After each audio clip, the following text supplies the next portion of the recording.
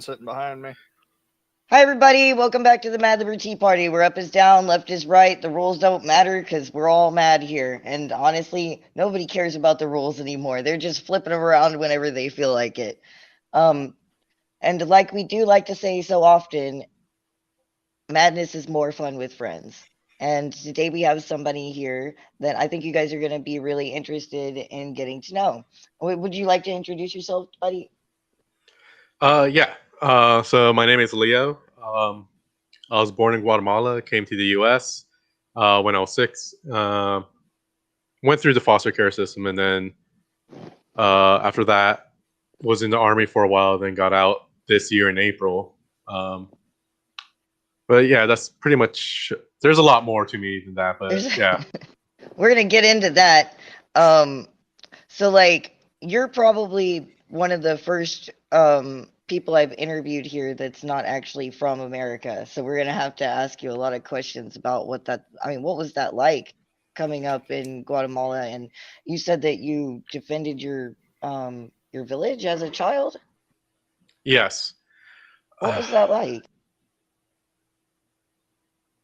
Well, growing up, seeing a lot of it, it was normal. Like it was just a standard thing to do, and we would wake up at 4 in the morning, have our little routine to check our border or whatever that we had. We just went out a certain distance every morning to make sure we didn't see anybody, and if we saw someone trespassing, we shoot at them. It was always that shoot first, ask questions later, and most of the time it was against a soldier. And yeah, uh, there were adults with us, but we would they would stuff us in trees and whatever else, and we were usually the ones who would see them. And uh, when we were old enough, like when we got to 4 or 5 years old, they gave us weapons to shoot. So yeah, Wow, you started shooting like 4 years before I got one in my hands. Like, so like it was totally normal for everybody to just was it just all the boys and stuff or to help do this or yes. like and you guys just did this to keep your own village safe and everything like that. And like it's interesting. Like did that work all the time? Like was it successful? We still had to like go into the city to buy things, and excuse me. Uh, so there's uh, we would have to pretend to be Hispanic because the Civil War was against the Mayan people, and so we're Native American. I'm Native Yeah. American, and the thing is, back then when the conquistadors came over from Europe, whatever, um, there's a whole like them raping our women and stuff, and creating a different lineage, and it kind of started with the empire back in the day, where there was a split where people tried to stay in the kingdoms while other people were trying to maintain their heritage. Right. And eventually, that's when a lot of people are taught that the Mayans just disappeared off the planet. Um, Right. no, we didn't. We just went to the mountains and hid there and maintained our temples and everything like that. We did. We didn't like we still have our books and a lot of our like things that we used to do, like how to grow corn and crops or make certain gardens and stuff like that. But throughout the years, we made them better, improved them with technology. So So you guys were largely self-sufficient out there for the most part. yeah, um, That's fucking we create. amazing. Uh, well, most of our homes are like these concrete boxes, pretty much with one door and a window, dirt floor, and uh, the richer you are, which means you make $10 a day, you were able to afford hay, a bed, and things like that. And um, we would just grow things, and whatever we grew, like we would provide within our tribe to help each other out.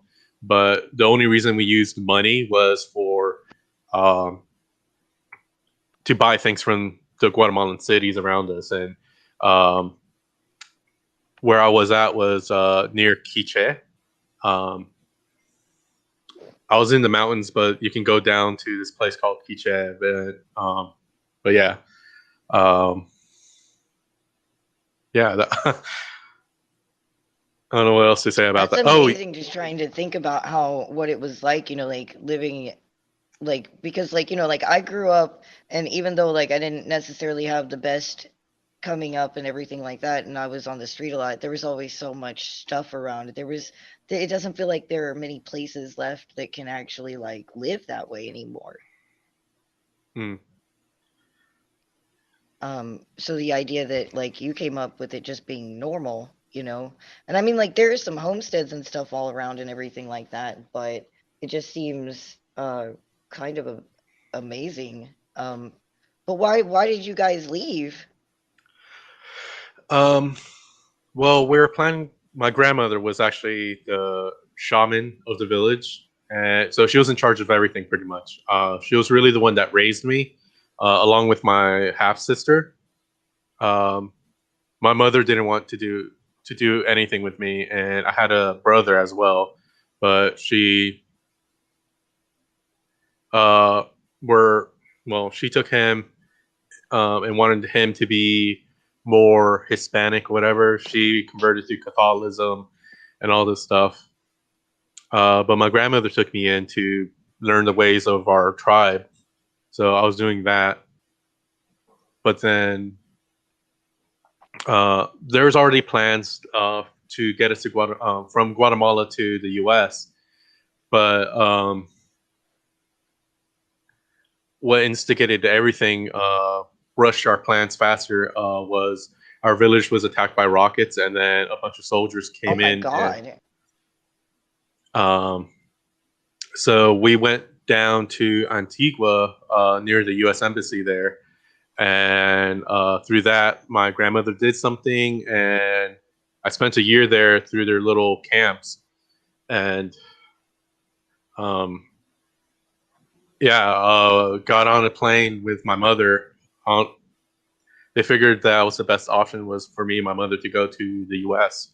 And we came to Dallas in, I think it was 1994. Wow. I can't imagine what that would be like. Just did you guys have no warning or anything and they were just like on you or We're celebrating. It was around Christmas where take uh, your time if it's hard. I'm sorry. It sounds difficult. uh, it, it is.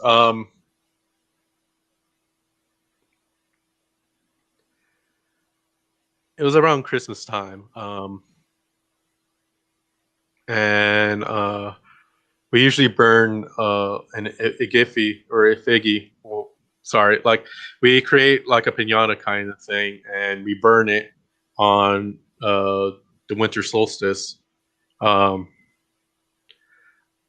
it's just a celebration of like what, what the Wiccans and pagans in the U.S. call it, like not the Yule Green Man, almost like kind of like Yule, but something. But anyway, we were celebrating our thing, and we had like rock.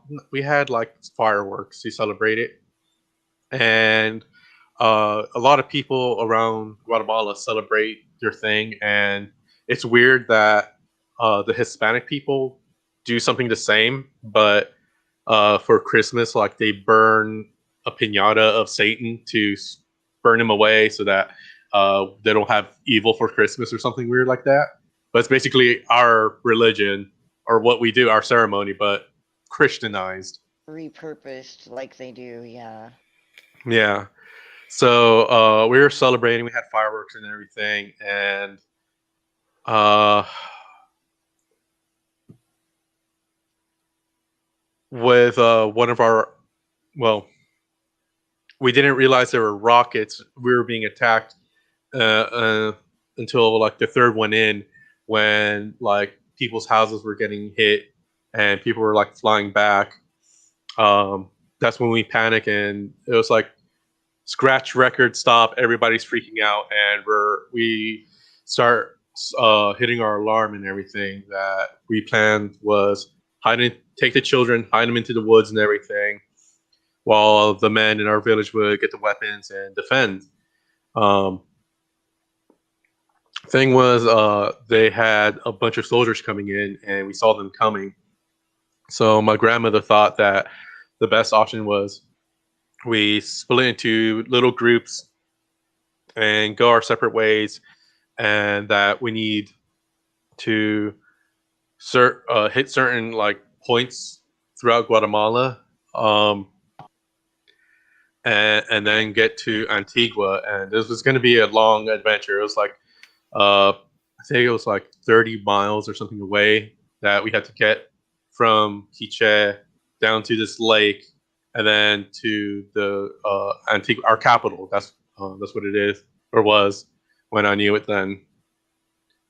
And I was separated. I was 6 years old, and I was in charge of a group of little kids. Some of them were older than me, and I had to figure out a way to head south to I forgot the name of the lake now, but we had to head there as one of our points.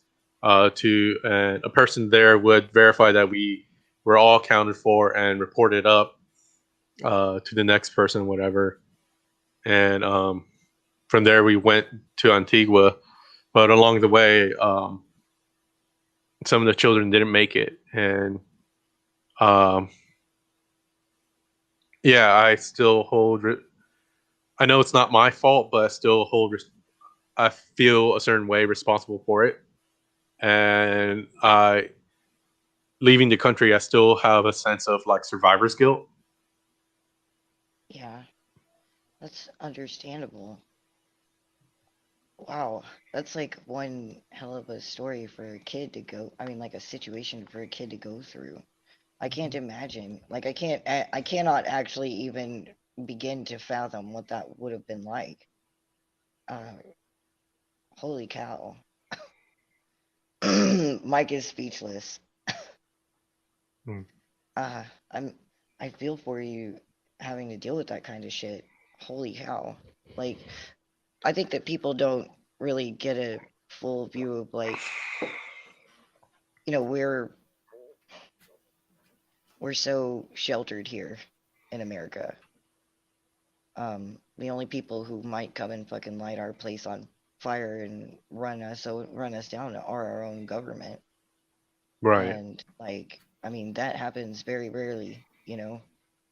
Um, at least on that kind of scale. Jeez. Um,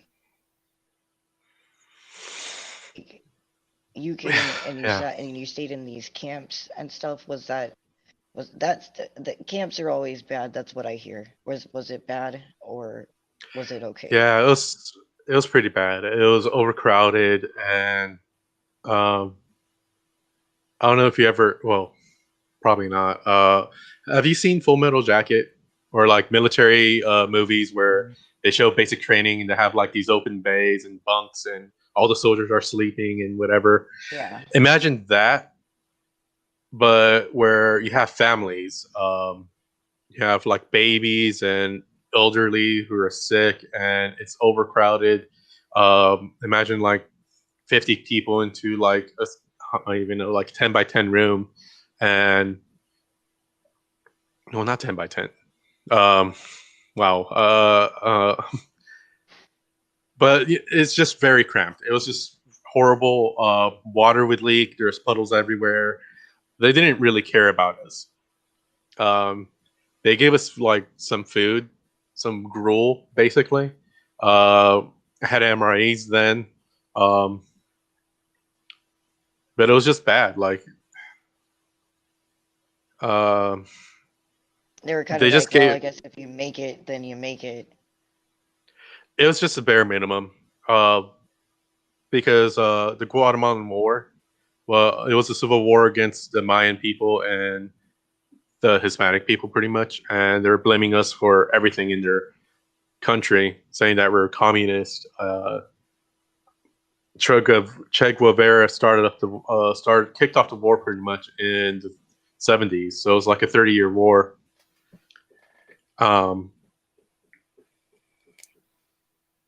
And it was just it was a losing battle pretty much. We were just trying to survive. After coming to the U.S. and everything and growing up, I found out that it was a genocide against my people.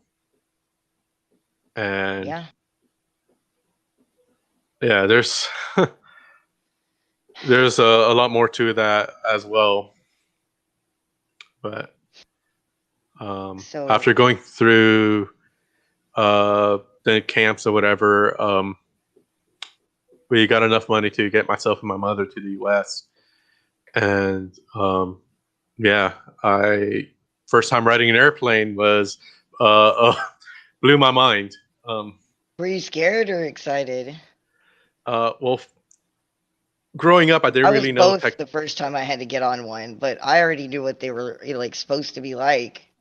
Right.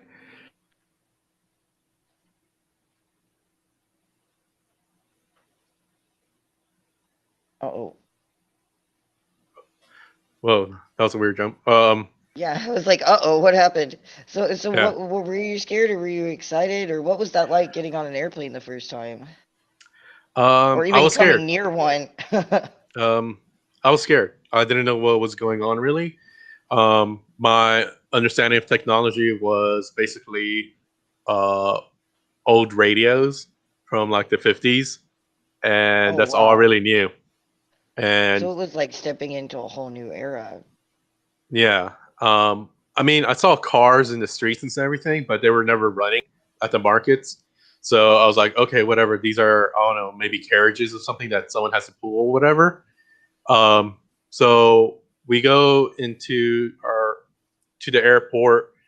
We go through the tunnel and everything. So I'm not really certain what the airplane is. Like the outside, I never seen the outside of the airplane. But we're getting in, and they're telling us to sit down and everything. And next thing I know, like the plane is going up, and I'm freaking out because of like the All the G's pulling pressure on me and and all everything. the, yeah. And yeah, I'm a fucking little kid and I'm crying. But then I'm looking out the window and I'm seeing everything just get smaller and smaller, and then like it just blows my mind. Like, what is going on What here? is Like, happening? how can we fly? Um, and we landed in Dallas, Texas, and we went Oh, wow, through. and that's a big difference, I imagine. Because Yeah, I was living in that area back in 94 too, I wasn't yeah, as young as you were, but but like, yeah, getting off the plane, getting to a city, getting to a car, seeing all this stuff, like it was like, I don't know, I felt like I time traveled or something. Like it was just weird. Like I yeah. didn't know what anything was, and um, we got processed and whatever, and then they found us like a small one-bedroom apartment with like was half a bedroom with one bathroom, just a shower that you Like had a to like stand. studio type thing or something. Yeah, I forgot where it was in Dallas, but like it was off some like highway somewhere, and just the poor people lived there pretty much. Well, it Uh, certainly probably wasn't in the East.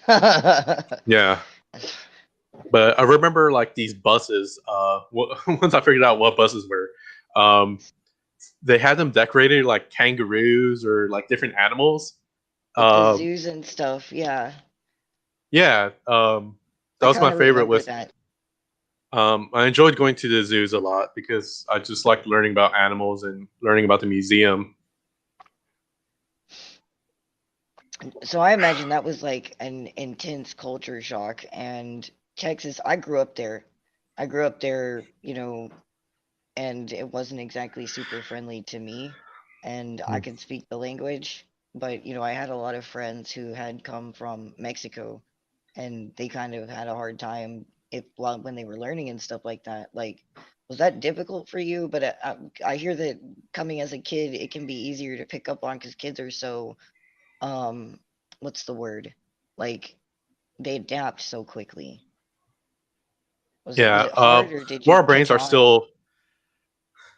Well, the funny thing was I was put into ESL, but Spanish was my second language. Mine is my first. Yeah. Um, So you were learning your so third language already. yes, but like Spanish was my second language, and I was just learning it when I was 6. So a year later, um, I wasn't speaking Spanish all that great, so it was broken Spanish. On top of them trying to teach me English through broken English Spanish, through me trying to figure everything out. Oh wow. And That must have been a nightmare. yeah, but like oddly enough, we had French, or we had a bunch of Haitians coming through. So I started picking up French through them because I thought Spanish and French were the same language. It sounded the same to me at the time. So I mean, they do I have picked up some on that. similarities if you Right. think about And it. well, now like I know the difference. And so I learned English, I know Spanish, I know mine, and I know French as languages. But Christ. growing up, uh, yeah, um, it was a struggle to learn English because I had to like figure it out all on my own instead of actual like whatever school was trying to teach me. Yeah, and I hear And English learning it from another language is actually kind of like, well, they tell us like they tell me that our language is pretty cracked out. Like we don't yeah, conjugate or anything like everybody else does. We're just screaming autistically into the night, basically. well, like the concept of to be, of being, doesn't exist in the Mayan language. It doesn't at all. No, So how do you guys like, out of curiosity, how do you like verbalize that? Or do you even think about that concept, or is that why there's nothing in the language, or it's just not in the language. And uh, same thing with our concept of time and um, what you call it, and direction. Um, to me, like my mind is built on like there's a theory about how language creates reality for you, and for me, like my understanding of time is a constant. There is no past or future. We don't have those tenses. So for me, like my past is constantly there, and the future is constantly there as well. And same thing with direction is that I always know where north is at. And so when I'm in a hotel room or whatever, like the rooms are built the same on the floor plans, but if I go from the east to the west, I'm like, no, this room is definitely different. Like I can tell it's completely different. But to most Americans, they're like, no, this feels exactly the same as another room. And yeah, I don't know, it's just like we're experiencing the same reality, but like to me, it's different it's than a yours. different perception of that same reality. Yeah, I mean, like coming up, they don't really focus on that sort of thing very much. Like, I mean, my father did, but he was really big on like survival and being able to like just get where you need to go and stuff like that, and not having the technology around. Like, so like, like it's easier for me to fucking think about it, but like other people, like most of us don't even, we can't tell you what way is north. That's a strange concept unless like we know where the highway is. You know, if we know where the freeway is, we Right. can guess. We can't necessarily tell you straight off, but we can guess. Um, I've grown up with people that don't even know what north is. yeah, exactly. Like that's what I'm saying. There's a lot of us that don't even know what that stuff is.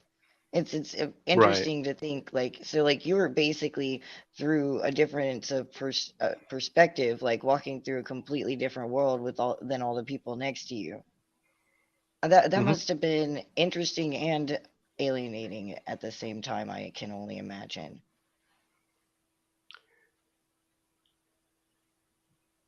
Um, Yeah. My even to this day,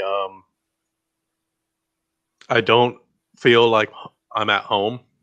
like anywhere I go to or people with I'm with, I don't feel I'm ever at home or at a place. I always feel like an outsider or like an intruder, or even with my fan groups in the military, I felt like I was the token guy. Um, and I don't have family. Um, Whatever happened to my grandmother and them, like she was already in her late 80s, going on 90, and um, my brother and sister and them, I don't know what happened to them. I lost contact with them. So growing up, I didn't have like um, I grew up in foster care actually. Um, Yeah, so you I was mentioned that your usually mom didn't excluded. really want much to do with y'all, and then like y'all got here, so like I mean, I assume that just went really bad from here on out. I've heard Um, horror stories of the foster system that would freaking curl your toes, so I just did you have an okay time or were you one was it really bad? it was really bad. It Um, feels like a lot of people just foster kids for the profit. yeah, they do. Um, my mother, the culture shock affected her a lot. Uh, so she took it out on me physically. Um, she would beat me, and eventually the cops were called, and uh, they took me away. And I wasn't really sure what was going on. Um, And that must have been scary too. yeah, but I grew up in Central Texas in a town called Killeen, uh, I don't know where that's Copper at. Cove as well, Nolanville, Temple, and Waco. So just all in that You area. weren't really all that far from me. That's wild. We were like less than an hour's drive from each other at certain times and stuff like that. Um, Small world. yeah, small world. Uh, I kind of ditched out of Texas myself, but I still miss it. Like, not Mm, all of it though, because like, I came up right. as I was gay and constantly confused about my gender because like I'm intersex and so like I was a kid that was like when I was 12 I was starting to develop like a girl but also get facial hair and like they Hmm. didn't really know how to deal with that in the 90s or anything like that and people were very judgmental and I'm not gonna even mince it. Texas is racist as fuck.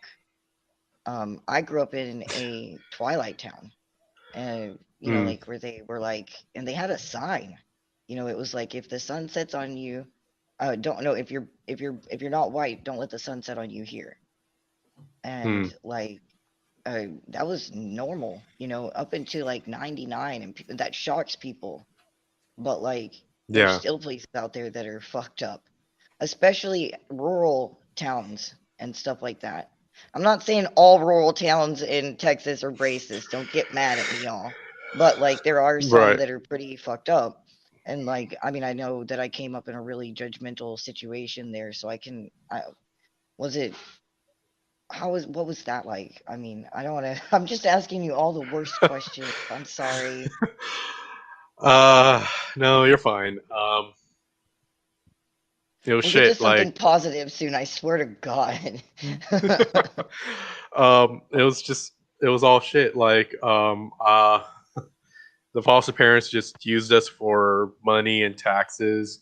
They really didn't care about raising us. They wanted us to be more of their servants, extra work, extra hands to work for them, so they don't have to do things. I ended up cooking often, cleaning, um, raising other kids, their children.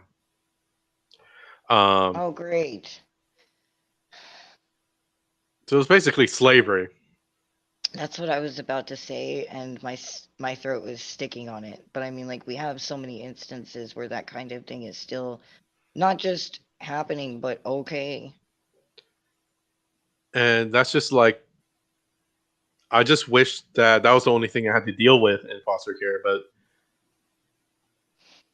there was a physical abuse and emotional abuse and sexual abuse as well.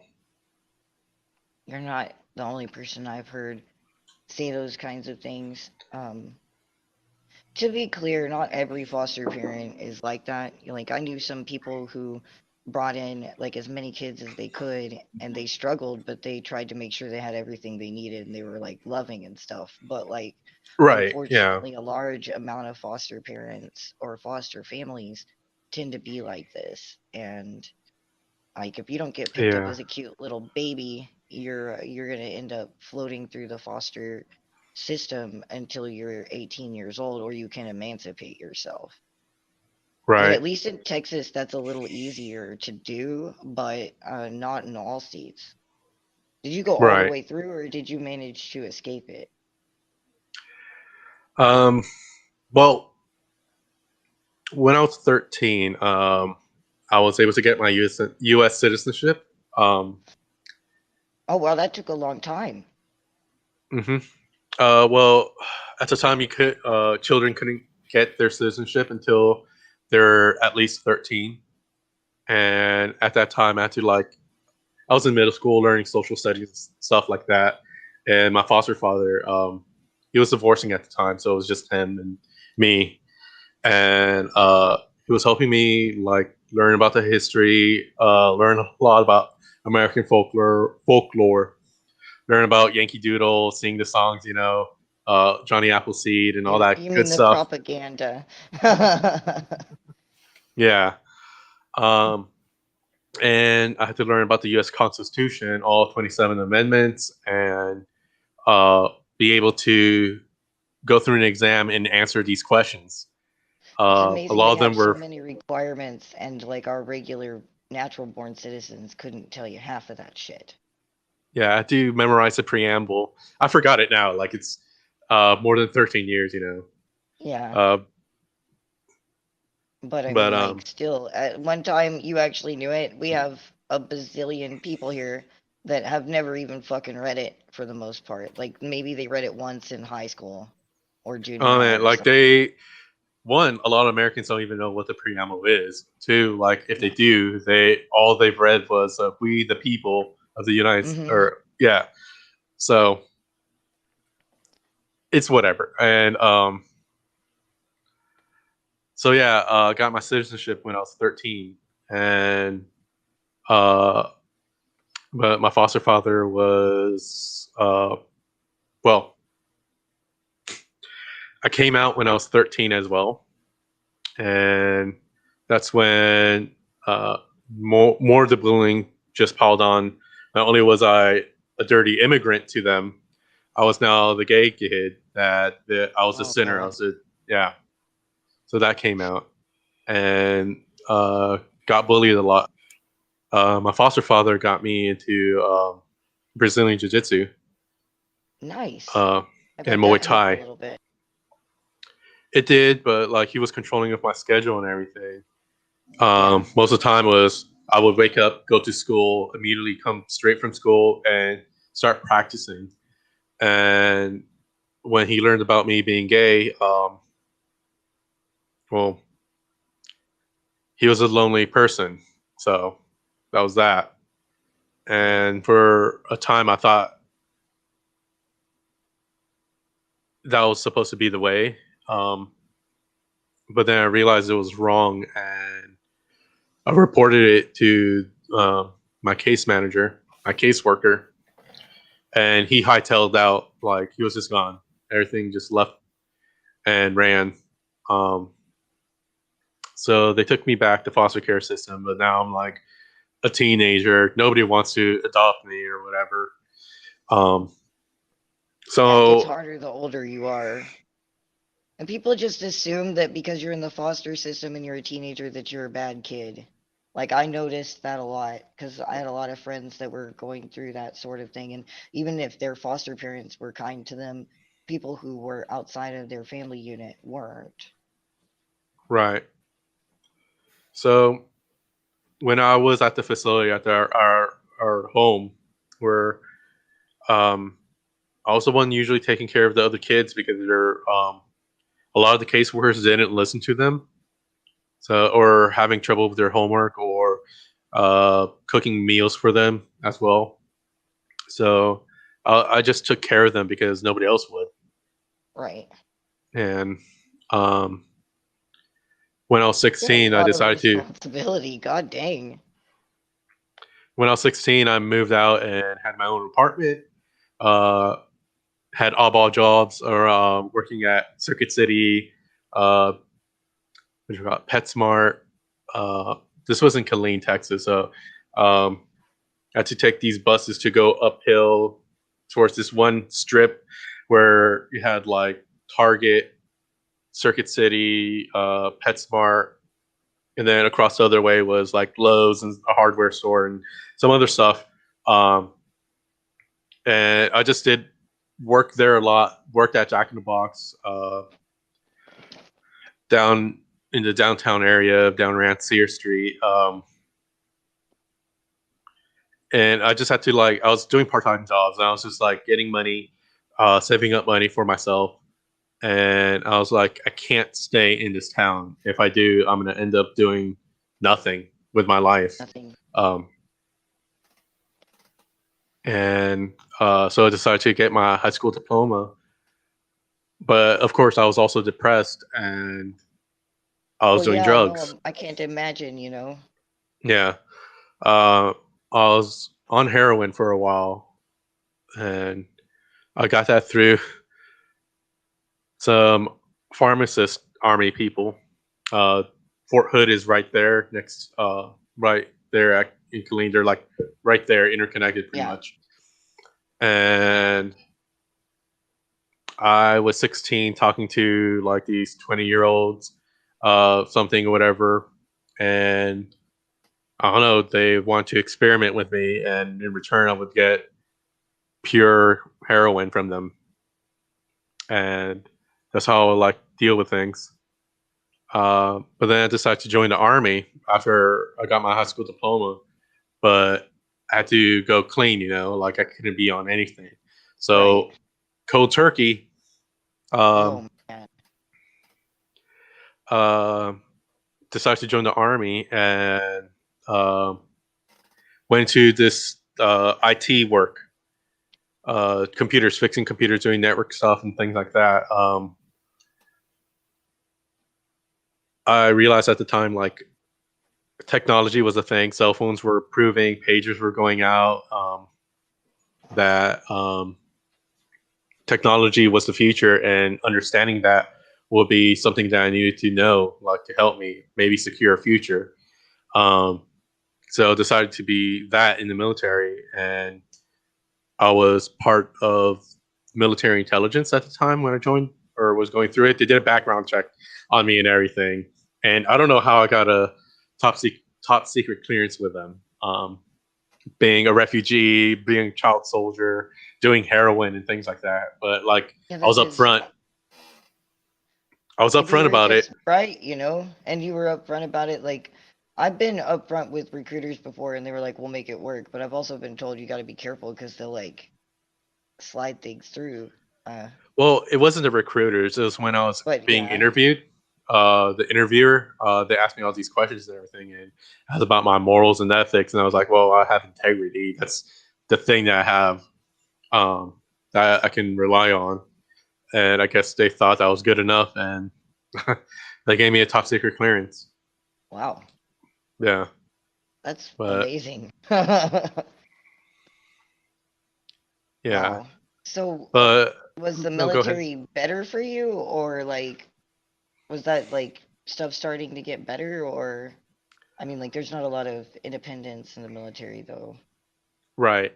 It was an improvement. It was one institution to another, though. Yeah. Um, Basic training for me, like it was the easiest thing because uh, the only thing I had to worry about was people yelling at me, the drill sergeants, and I already knew that they weren't going to kill me or hurt me or anything like Yeah, they that. were yelling at everybody and shit too. Yeah, like they're supposed to yell at us. Like, what do you know? Um, and then all I had to do was wake up, do some training, go running, go through obstacles, and learn how to shoot a weapon. And they would feed me 3 times a day. Like I wouldn't even feed myself before that. Like before joining the military, then I wasn't even sure I would have a meal that day. But through the army, I would have 3 meals a day. Like, yeah, fuck it, yeah, this is awesome. So for me, like, I just went through the motions. It was like I was just learning movements and things like that, how to fire weapons and everything like that. Graduated in August and then of 2006, and went to Fort Huachuca, Arizona for my individual training for fixing computers, doing the IT stuff. Yeah. And that training was a year long, and it was a rush of. In that year span, they had like the first 6 months was learn everything IT, and then the following 6 months was learn how to repair it, because theory is one thing and practicality is another. So you had to get the basic grasp on the practical to actually be so that you can adapt anywhere. Like not every unit has the same equipment. So for me, being an IT guy, I had to be versatile and be able to adapt to any situation. But the most difficult Sounds part useful. was it is like it really is. But the most difficult part of like entering the army at the time was during Don't Ask, Don't Tell. And I was openly gay before I joined the army, so I had to hide that away again. And um, well, I guess I was kind of good at hiding it, because I would like growing in foster care, I would have to like lock away my emotions and feelings and everything, because one of my foster parents, they would beat me, and if I cried or flinched or did anything, they would hit me even more. So from that, I quickly learned how to not cry or feel any emotion. I just repressed everything. So when I went into the military, I used that same skill to just be emotionless, pretty much, just be a robot, and that's what it felt like for. I mean, that's kind The, of what they want. yeah. So that was exactly what they wanted from me. So why would I change? Like if that's what they want from me, then I'll give them that, and I'll do the best that I can at it at the same time. Um, I deployed to Iraq, and well, on paper it was just for the 2009, but we left like December in 2008, and then came back to. I went up to Washington State for my first duty station. Met some wonderful people there, some cool people. Deployed was in Baghdad at Saddam's palace.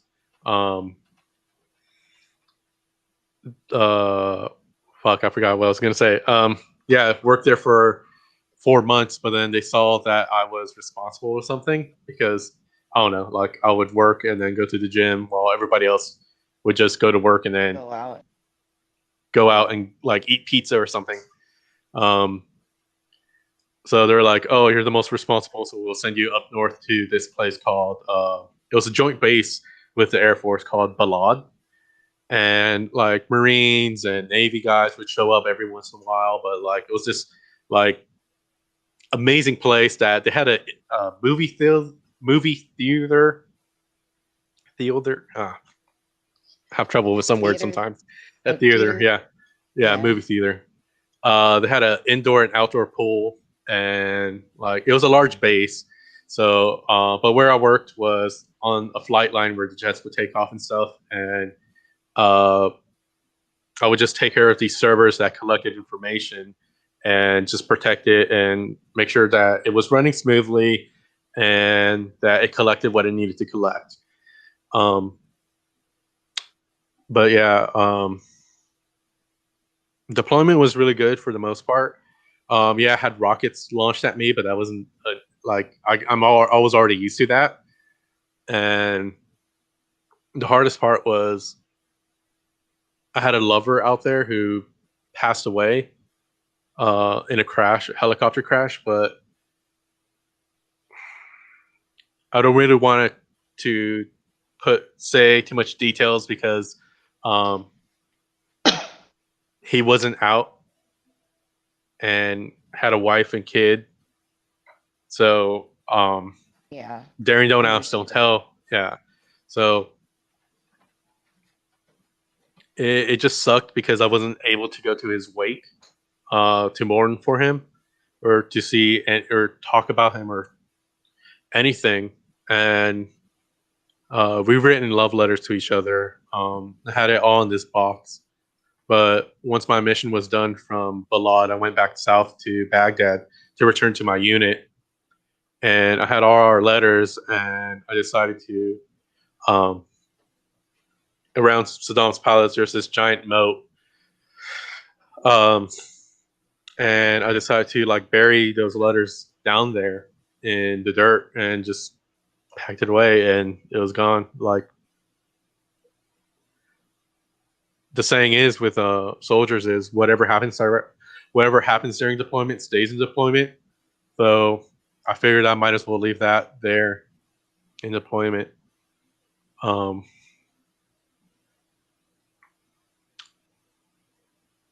After I'm not gonna lie. I kind of want to give you a fucking hug. Like, holy shit, dude. yeah, that was the hardest experience when I was deployed in Iraq or deployed at all. Only deployed once. Um, and that was the hardest thing that I ever had to experience. Like other soldiers,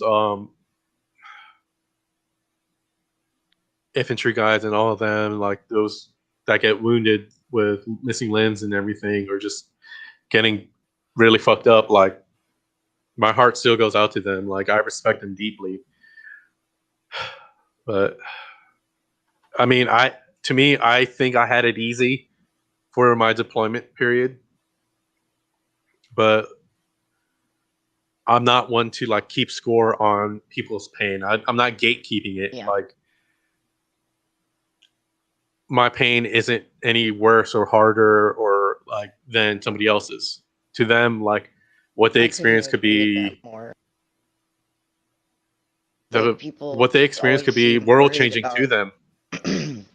Yeah, people always seem worried, like they're trying to tell me, because like I've been through a ringer, not anywhere near as fucking wild as your story here, but like they'll be like, I hate telling you about this because I feel so petty next to what you've been through, and I'm just like, nah, dude, no, like what you feel is what you feel, and what I felt is what I felt, and to you that's like the greatest pain you've ever fucking felt, and that's all that, like I don't care.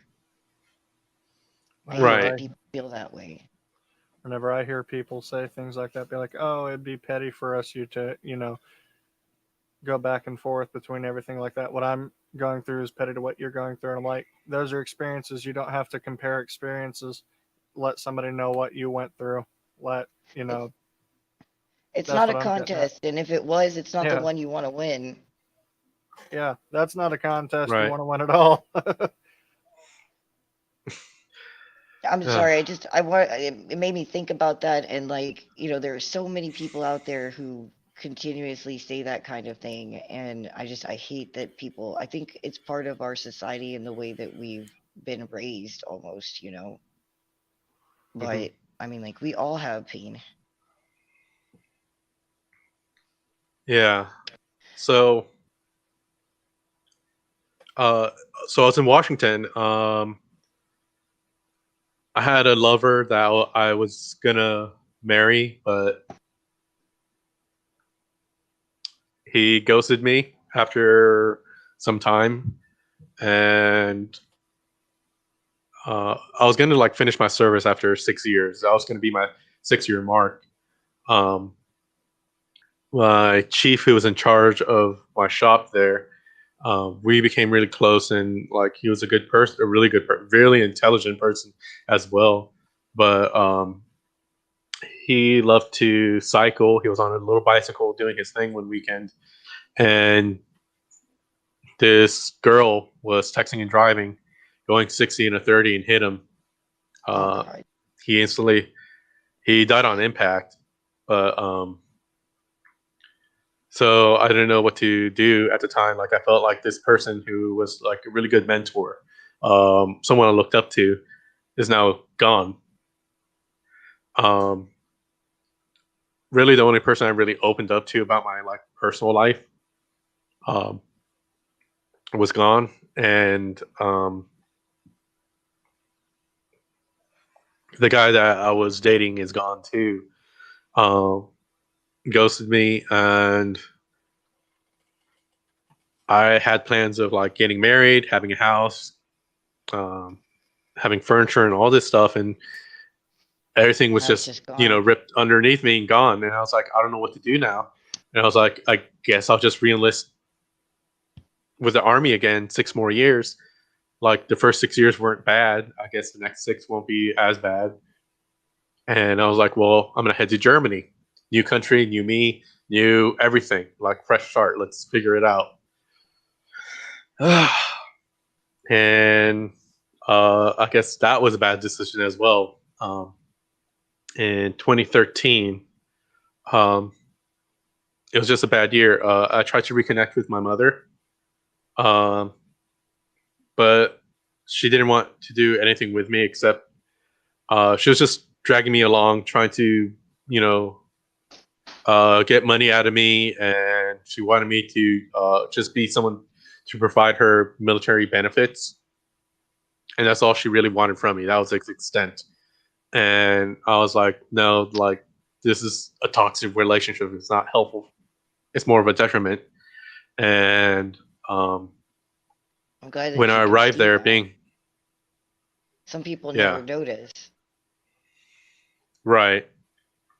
And when I arrived to the unit in Germany, being the IT guy, I had to like um, fix all their broken equipment that was gonna like be like destroyed, and they had to like pay millions of dollars to like get new equipment.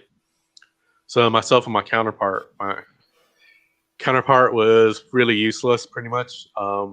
He was a guy who thought he was fixing something, but was actually breaking it. Like he would pull a wire and then realize that he broke it. And I was like, great.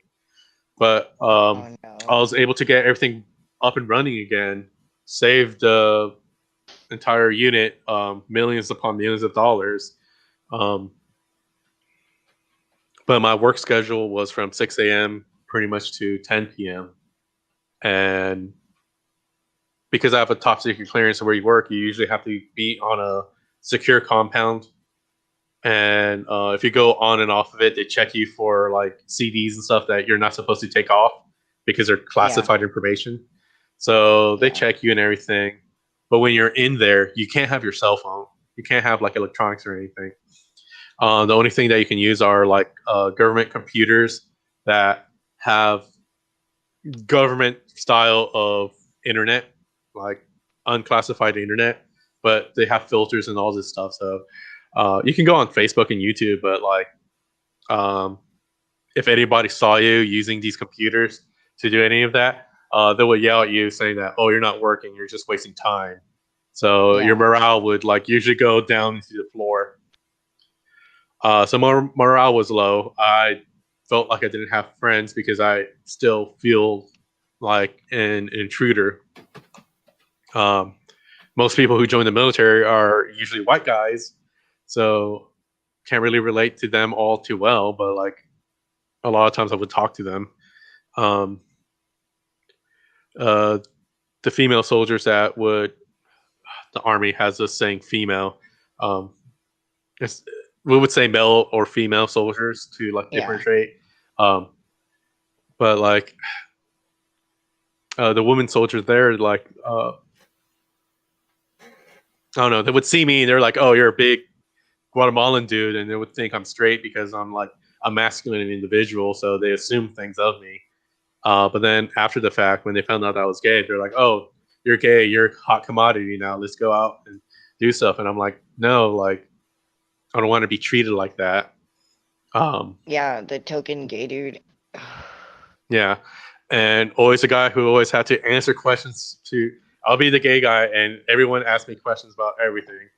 And I was like, I don't know. This is not like my life, but like, I'll give you the best answers I can provide. But That I do get. I can totally relate to that.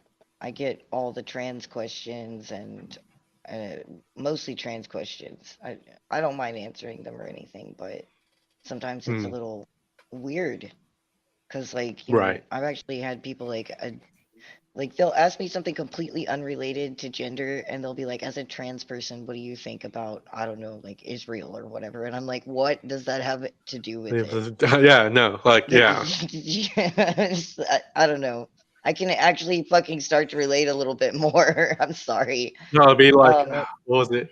One thing was like the housing, not the housing bubble, like, you're saying like, I forgot what it was. It was just some random stupid thing someone asked me that was how the government was pulling GMC and other car companies like that, like bailing them out and everything. And they looked at me and goes, like, as a gay person, what do you feel about that? And I was like, what? Like, that's finances. Like, how does me being Probably gay the same have way any y'all perspective? do. That kind of thing drives me crazy. They're like, as a X person, how do you feel like that? I'm like, just ask me my opinion of it. Just ask me my Yeah. opinion, because that is just a trait of mine. You don't need to assign, me by a trait. Yeah. That's another one of our societal practices that just drives me nuts. And like half the people doing it don't mean any harm, but they don't Yeah. think Mhm. about it. Right. I call it a demographic question. A demographic question. That's a good one. I'll have to use that in the future. But Um, like, so if you'd like to continue, I'm sorry, I didn't mean to interrupt you with that. I oh just no, was that's like, totally holy fine. shit, I can relate to that totally. Like, holy crap. Yeah. Um, I guess that's like one thing a bunch of straight people don't realize is that um, when it's, I know some people get offended while like, why can't I go to a gay bar or whatever? Like, well, you don't understand the bombardment of always constantly watching what you say or being like Yeah, you walking could on just eggshells pretty be much. Like, normal. like you have to watch what you say because it might offend somebody or start a conversation that you don't want to get into. It's just like, it's just exhausting to explain yourself. But when you go to a gay bar, you're like, I don't have to worry about what I have to say. I can just be myself and just, relax or whatever. But then you Yeah, get I'm not the gonna lie. Like I get like I'll go out there with my kit and stuff and I have patches on and shit. And I used to wear this rainbow patch with the Don't Tread on Me snake and everything on it.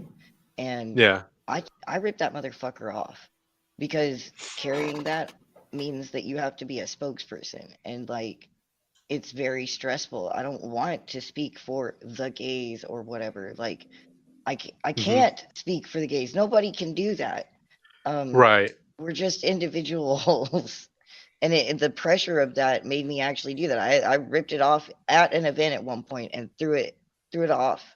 And it wasn't because like I hate the LGBT. It's that I don't it's like the identitarian approach that it puts on you, I guess. Like everybody wants it, you to be the spokesperson, right, especially if you're the only person there. Like I'll walk into like a group of MAGA people and they're like, "Oh, what is this? Can we ask 50,000 questions? What do the gays think of this and everything?" And, like, because they don't get a chance to talk to people. And I don't have a right. problem with it one on one, but like out there in a big group, I'm kind of uncomfortable because, like, I have a weird view. I'm all about individuality and shit. So, like, I'm not going to be like, well, as a gay, I think this. And Yeah, like, it's just weird. I don't want to get hooked on right. that. I'm sorry. It's just, No, you're fine. I But kind of feel bad that I ripped it off and threw it away, but like that's exactly why. right. So there's a lot of things accumulated through 2013. I guess that was like one of my worst years because of on Christmas Eve, I attempted suicide. Oh Um, man, I'm glad you failed. Yeah. Um, with suicide, like I have depression. Like I've went to a thing. The military provides a thing called behavioral health, which is um, psychologists and therapists that are supposed to be there to help soldiers with PTSD and things like that. But what they don't realize is that the majority of people joining the military are low income individuals who are often in dysfunctional families. So their relationships with other people is dysfunctional to begin with. So they go into the military having toxic behaviors, not knowing it's toxic, and treating others that way. So in the military, you have a bunch of toxicity going on because of that, because they don't know any better. And you're trying to, then behavioral health is there is trying to help people, but their main goal is for PTSD, because also like the main issue that Congress brought up was soldiers are dying from PTSD. PTSD is the Right. main focus, and they're now realizing through recent years that no, there's a whole other There's a issue that whole needs to be plethora. of issues. So for me, when I went to behavioral health in 2010, they were just throwing antidepressants at me, and that's how it was for the most part. And um, in 2013, when I attempted my suicide, I took a bunch of pills, a bunch of aspirin, a bunch of like everything that could just To destroy my everything you could gut. get. That could destroy my gut, and I was like, well, I don't want to feel it, so I was going to drink myself uh, to sleep or whatever. So I drank like a bunch of wine and bought a bottle of Jack and some like rum and just I don't know. I was like probably close to alcohol poisoning, and I went to sleep, hoping that would be it. And but I woke up the next morning with throw up all over myself, and I was still drunk. Um, and then a friend of mine who is now like one of my best friends called me up and goes, "Hey, buddy, do you want to come over for a Christmas party?" I was like, "Sure." And that entire day, I pretended like nothing happened. Um, they knew that they smelled alcohol on me, so they already thought I was drinking, and I'm like the big drinker dude. Um, so I was at the party, did the thing, and in January was when I went back to behavioral health for my suicide attempt, and the person there was like, "Were you trying to get attention, or are you trying to get out of the military?" And I was like, "No, I'm not doing it for attention or trying to get out. Like, I have a problem and I want to stay in the military." And they're like, "Well, if we do anything, like it could kick you out of the military for your suicide attempt." And I was like, "Well, I don't want that." And they're like, "Well, for the paperwork to be easier, we'll just give you pills." And that was it. There's no therapy, no anything. It was just antidepressants that didn't help. Like there was a time period, and during this time period, personally, like I was dealing with a lot of that too, and they just wanted to throw medicine at it. I don't think that they were very good at therapy. I don't Right. even think they're good at it now, to be honest. Mine was the opposite problem of yours. Like everybody thought everything was wrong with me, but I just had PTSD. But like I wasn't in the military, so nobody who saw me knew what that was. Not at that time. It actually Right. took this woman had come out of the military, and she had been a therapist there and working with behavioral issues and stuff, and she saw me as her very first civilian, and she saw it like that. She knew exactly what it was. After I sat down and told her about my story and shit like that, she was just like, "Oh shit." And they've been giving you, and she started taking me off of everything. Hmm. Like it was the opposite of what happened with you, because like they thought, obviously, like everybody in the military has PTSD. That's got to be the problem. Let's just throw some medicine at it. Yeah. I was But lucky though. Like it was an accident that this came together the way it did. right. So while I was in Germany, 2014 rolls around. I'm depressed. Um, Jeez. well, I don't want to get too much detail on this one either, but I was accused of raping this individual, and I had an investigation done on me, and because I was gay, a lot of my leadership argument was, well, he's gay, duh, he obviously raped them. They were drinking, duh, he obviously raped them. Like, they just, I was all, that's the military. You're guilty until proven innocent, and even until then, people still hold that stigma against you. And at the time, like, I was being treated horribly for something I didn't do, and at the time, a new On chief top of was coming in. everything else. Yeah. Yeah. Jesus. So my shop didn't have all the individuals that were needed to run a shop properly. So my chief was coming in from Fort Bragg, I think, to Germany, and he hadn't met me. And beforehand, like, they have meetings, training meetings, where the commander and all these other leadership people are there, and they talk about training events, future planning, and stuff like that.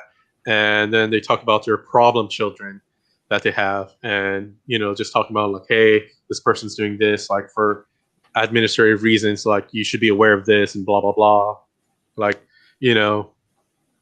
whatever. So he was told something about me before he met me. So when he came to be the shop leader, or be in charge of the shop, he had assumptions about me. Yeah. And throughout working with me, he realized that the Leo he was working with and the Leo that they told him about are two different people. Two different people.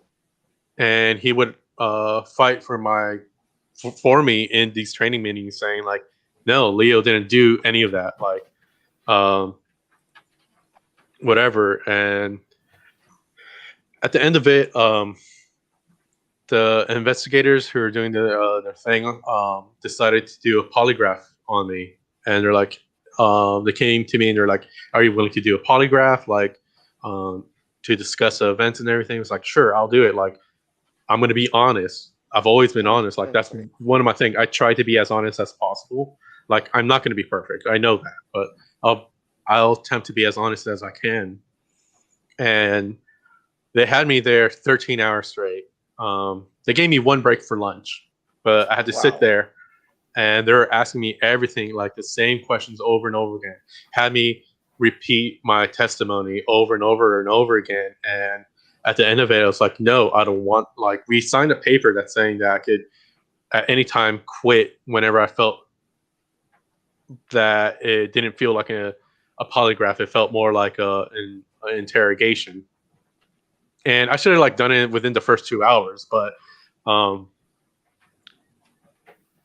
you when I went on, prove that, I mean, like, I assume you wanted to be seen as truthful, though. Yeah. So Holy when shit, I was going released through it for that lunch, long. yeah. Yikes. So when I went to lunch, I, like, thought about it. I was, like, eating my sandwich, and I was like, I'm just gonna do this whole thing, give them 13 hours of all my information, of me being honest, and whatever. And after those 13 hours, like, no one can ever, like, argue against me allowing myself to put myself through this, giving the same answers, consistent answers, and everything, whatever. So my previous commander, he was a douchebag. He was like a frat kid who tried to be cool, but was a really douchey person. But then, like, his time period for being commander ended, and they usually do rotations in the military for officers to be in leadership or whatever. They have to experience different things. So he was replaced, and a new guy came in to do his leadership time. And they gave him the information about me and everything. They gave him the heads up and whatever.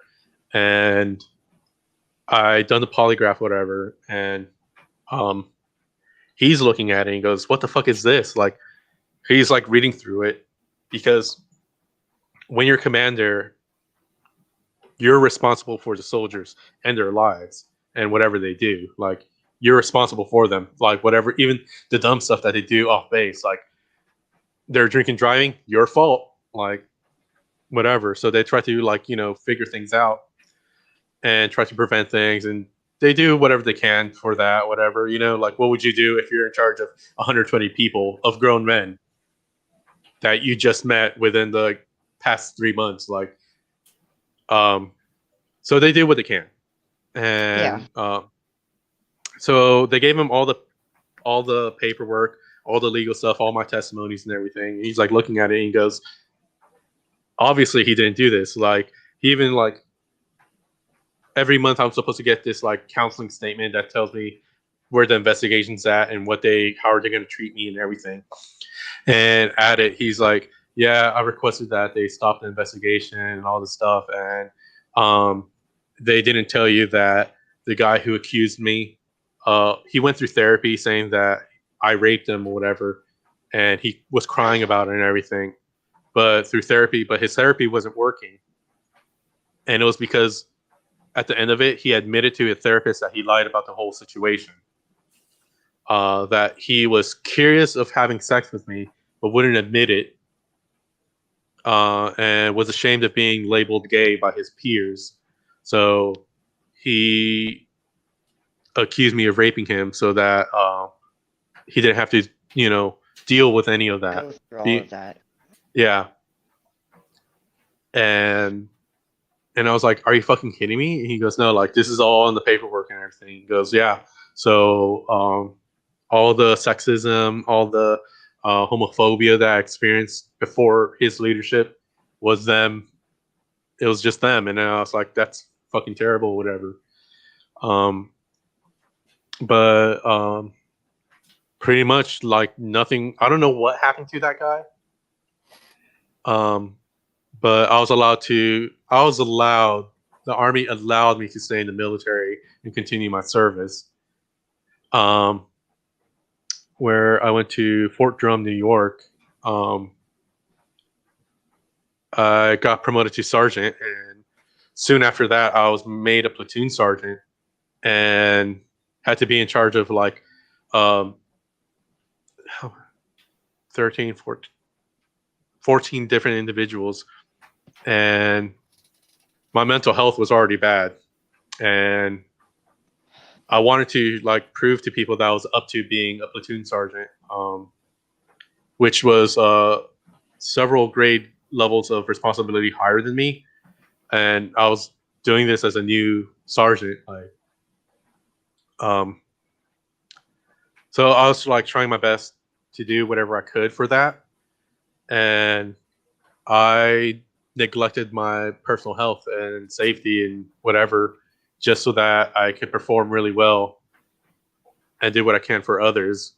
And that was my focus. And that's when my depression was getting really, really bad. And, well, I don't know, like, I just neglected my depression. I would just like ignore everything that was going on, and I would just repress it with my, like what I usually did with my emotions. So then after New York, I went to Korea in August of 2018. And when I arrived there, they had a thing called curfew. Like if you weren't on base at 1 a.m., you were ignoring the general's orders, and you'll be reprimanded legally through the UCMJ, which is the Army's laws, stuff, whatever, Uniform Code of Military Justice. And you'd be punished by that. And because I broke curfew, I was in trouble for that. And I was like 5 minutes late when I was trying to get on base online, or in the line trying to get on base, and I was drinking. And so they're like, past curfew, and I was drunk. So they put me in handcuffs and put me in jail until my first sergeant came around to pick me up and get me out of there. And yeah. But I broke down. Like I was just sobbing and everything about like I didn't feel like I belonged anywhere in the world, and some other stuff going along with my past. I went into more detail of my foster care experience, and I don't know, like things were just shitty for the most part. No one really did anything about it. I went to behavioral health, but they were throwing more pills at me. So I think it was April. Whenever I remember it because my unit decided to make a whole event when whatchamacallit, Endgame, the Avengers Endgame movie came out. Like Korea got it before everybody else, so I think like a couple days. So they planned a date where the whole unit would just go out to watch the movie as a morale boost. But that week, that Monday, I called this hotline for the military people and got myself checked into a psych ward. So I missed out on that. But the Korean ladies there, I went to Yongsan Hospital. They're like, doing whatever they could on me, and they found out that like I was really fucked up, like mentally fucked up. And my case manager there, he sat me down and goes, "You're messed up." Like the best way to explain it is that you're a can of worms, and if I open you, you're just gonna fly everywhere. And the time that from April to August, like one of the rules in the army basically is that if you go to Korea, you can only spend one entire year there before you have to move to the next duty station. And if you want to extend your period there, you have to do it within the first 3 months, pretty much. But I never did that. So it's now April of 2019, and he's like, from April to August, all the trauma that you experience, like if I opened it now, like I wouldn't be able to put it back, and it would be ethical of me to just open it and then have you move to somewhere else, and then and then have another therapist deal with it. Like, so he did the best that he could, but then he explained to me that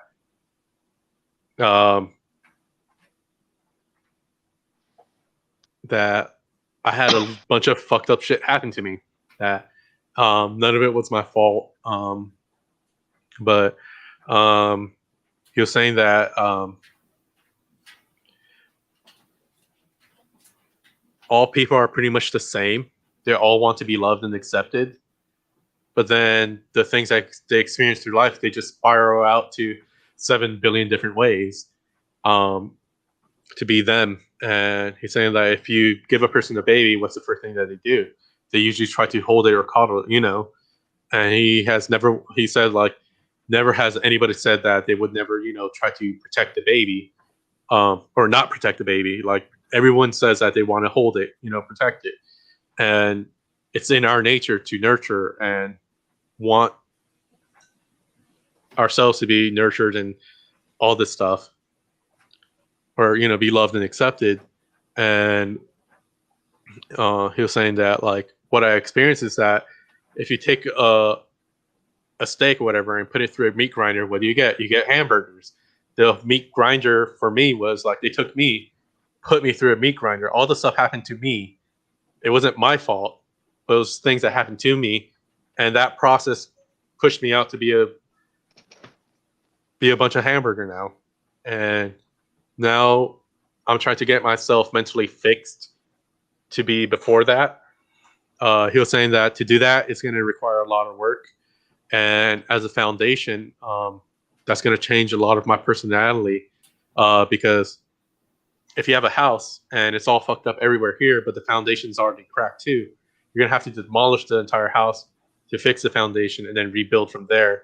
And that's one of the things that I'm kind of fearful in therapy, is that if I go through this, who am I going to be at the end? But at the same time, like, but I was in Korea. I went through therapy, began therapy again when I came to the US, to San Antonio in November, and group therapy was very beneficial and helpful. And they explained to me that who I am aren't the thoughts that come into my mind. That's not who I am. Those are things that I learned as a child that make me say those things like I'm worthless or not good enough or whatever. That was taught to me as a child.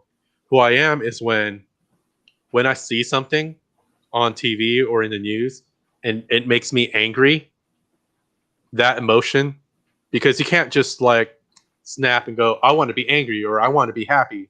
It's a reaction. Right. And whatever you react to is who you really are. The injustice I see makes me angry. That's who I am because I have a strong sense of justice and of equality and all these things, and that's who I really am. My memory could be erased, but if I see injustice again, I will feel a certain type of way, and that, yeah, and I come to realize that all these emotions that I was repressing was I was repressing myself. Yeah. So now I'm like feeling things again, which is well, as a child when they scuff your knee for the first time of life, they never experienced that sort of pain. So to them, it's like this world-ending kind of thing. But then over a year in life, whatever, when you stub your toe or get a paper cut, you're like, oh man, this sucks. But when it was the first time feeling pain, it was life-changing. For me, feeling these emotions the first time again, being so fresh, it's intense. But over time, allowing myself to feel anger and sadness and guilt and depression, allowing myself to experience it and work through it, I'm getting used to it and allowing myself to um, manage it better. So it's um, well, from what I've seen for the military, the mental health individuals are getting better at treating their soldiers, but the main one that they built, behavioral health, that one's just focused on PTSD. You have to go to IOP in the military, which is an intensive outpatient treatment, and that one focus on you. They understand when a person is having suicidal thoughts. They know the difference between ideation and actual attempting, and they understand that, like, oh, you have thoughts, like they're just thoughts, they're just there, you're not actually going to do it. But in the military, if you say you have suicidal thoughts, they freak out. You're They make immediately you, suicidal. you're suicidal. They remove your shoelaces from your boots. You wear we call it a PT belt, but it's a reflective belt. They put you on suicide watch, basically, You're like on they do suicide in the watch, war. and then they tell everybody that, hey, this guy's suicidal, hey, hey, hey, and that doesn't help the guy. It's No, very that does not help condescending. at all. It just adds to it and makes it worse. And so, yeah, so the army has old-fashioned ways on how to treat people who have mental health issues, which is like 90% of the people in the military. But I mean, who can't benefit from talking through a therapist, really? Like, Yeah. but Good Lord, the military sounds like they might as well be doing things like Victorian style still. Like, I'm surprised I'm not hearing more stories about them being like, well, they treated my depression with an orgasm. Or like they hooked me up to like, I mean, because they used to do that shit. They used to think that they would treat a woman by just like doing stuff like that because they were hysterics because they didn't understand anything. Like that's what it sounds like to me. That's just right, mind blowing or because they're or supposed that to you be had so ghosts much in your more blood. advanced. Yeah, or Right. something like that. Like I have, but although to this day I still have people tell me there are demons in me sometimes, and I'm just like, there are no demons in me. There's just like I'll make something up like treasure trolls or something because like it's that ridiculous to hear at this point. But Yeah. I'm just shocked that the military was so much less advanced than like civilian care was. Even though civilian care still had a long way to go, it still does. But like, holy cow, that's medieval. Yeah. Like we have height and weight standards that are based from something from the 70s. And they don't count for different body types or like even with women or men, like they don't count for all this stuff. And it's just a good guesstimation in the military. It's like if you meet this threshold, it probably means that you're overweight when you got people who weigh like 230, but their waists are like tiny, and they're considered obese. Yeah. And Like they're for my like, height, I'm not built like a stick, so I'm technically overweight, and I'm just like, I am? Like, where am I overweight at? Like, if I lose anything, I might die. right. But yeah, so like the military has a bunch of like paperwork and everything already set in. Like they have regulations and everything, and anything to be updated, a whole team of people have to get involved and review it and get research and blah blah blah. And it's just a whole bunch of bureaucracy, and it's just really Just fucking like the annoying. government, like, Yeah. to have way too much bureaucracy in there. Lizard said this earlier, and he was saying that it's a trip to hear somebody detail the same thing I go through. I thought that I was alone, and it's hard to explain this, and you're doing a crystal job of it right now. And like seriously, dude, like this is difficult for me to listen to because with the mental health stuff, it's very relatable, and especially coming up, like in the 90s and into the early 2000s, and them trying to pick through what the fuck was wrong, the way that you're putting this out there, I- you're so good at this. I just wanted you to know that, like, it's touching me deeply, and I'm sure that I'm not the only one who you're speaking to.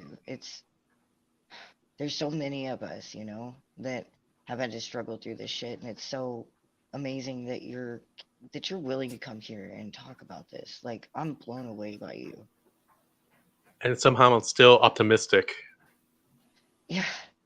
of all Uh, this stuff, like seeing all this shit and everything. Like, I don't know if you're a fan of like Westworld, the yes, TV show. I I'm love a the show. huge fan of Westworld, actually. I don't pay for it. Fuck y'all, but I do But like it.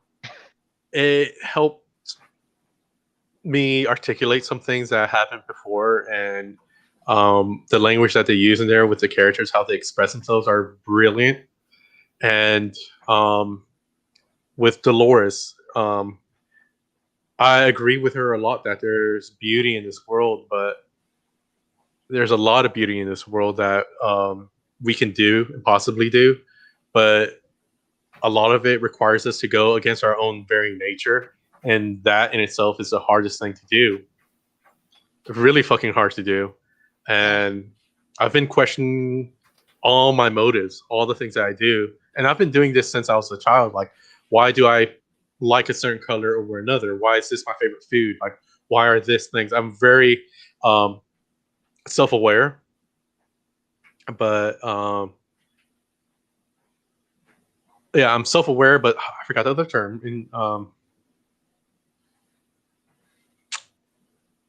I forgot. My therapist explained it to me before. There's a difference between being self-aware and then self-conscious or something like that. But I know a lot about what makes me work, Mm-hmm. but I'm not aware of how that may affect others sometimes. But I'm getting better at it. Um, but like I think Dolores that was when saying, you've got like a bunch of stuff behind you, you kind of have to become self-aware in order to fucking and like very conscious and reflective of things in order to, like, because people will tell me, they'll be like, so much about what about this stuff with you, and I'm like, well, yeah, I have to sit there and think about all these things. I have to be able to figure out, well, I mean, like you were saying earlier, what's me and what's not. yeah, and well, I got out of the army this in April, um, and a month before I broke up with my boyfriend, well, my ex-boyfriend now. Um, he's a wonderful person. Um, he loved me, and I just ruined the relationship. I don't think I was I know that feeling. prepared to. I did some things that I'm not happy that I did that I regret. Um, I broke the trust. I I didn't have sex with anybody else, but like I just made him mistrust me, and I just it sucks. But I think is that at the moment I'm not prepared for a relationship. I still have to like accept myself. I have to love myself first, and I'm having trouble with that. And Fuck, I've learned to love myself, and I'm still not sure I'm ready for a relationship. Like, I don't think I can give what a person needs properly. right, and Like, but I got out of the army in April, right? So I was depressed, and one of my friends from Germany, uh, he was at the Christmas party, but it's not the same friend who's my best friend. Like I call him my brother, but this other guy, um, I knew him in Germany, and he got me involved with the Boogaloo movement, and he explained it to me.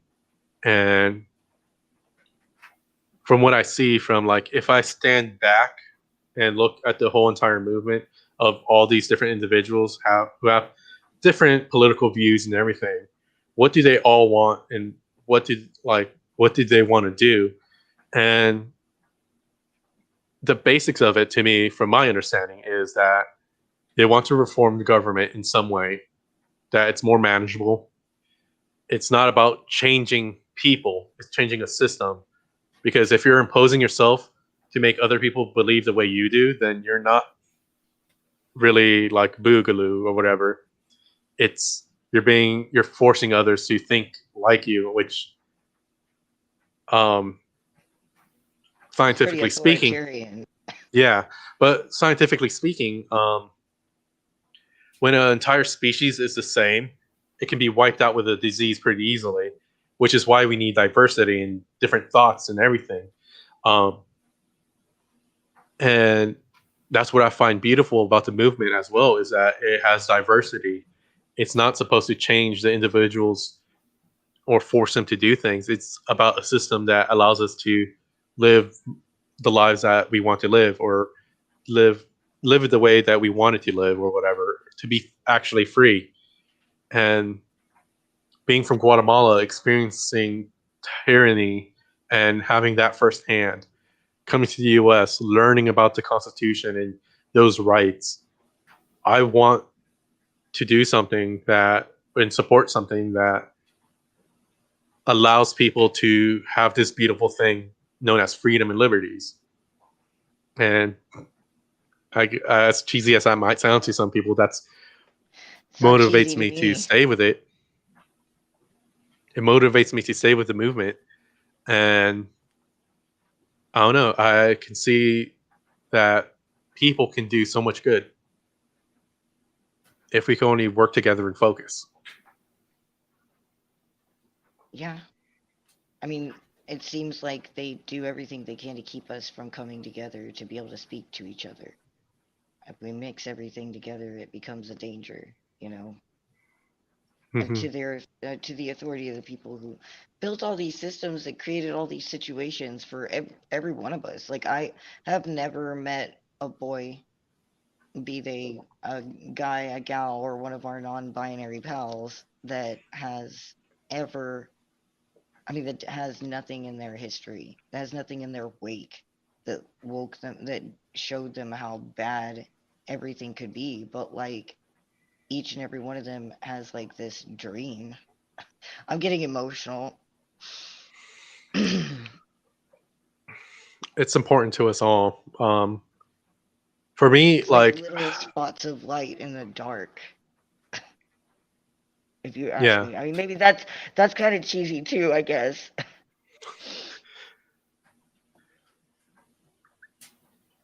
but for me, like,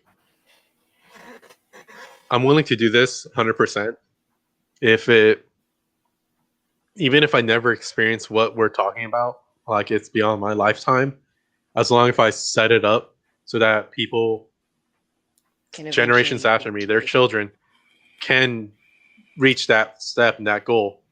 And I've spoken with boys in the group that are in the movement that they want to experience it themselves. And For me, like if you're doing this, well, I mean, I understand that you want to experience freedom and liberty and everything.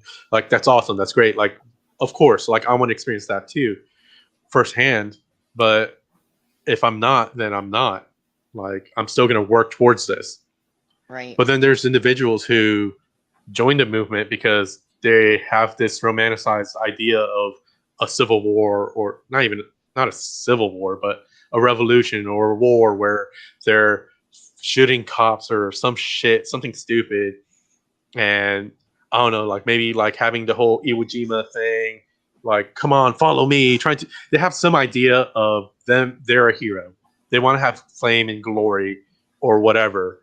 And if that's what you want from this movement, then you're doing, it's wrong. You're so wrong. It's not, this isn't it. I mean, if we have to, then we have to. Right. If we have to, we have to. But I would like to But try and make changes best we can with without having to do that. yeah. I don't think that like even on a broader scale, how like the nation is wrapped up in the whole discussion of oncoming civil war or the civil war that's upon us. Like, I don't think most of these people really know what that is when they're talking about it. Right.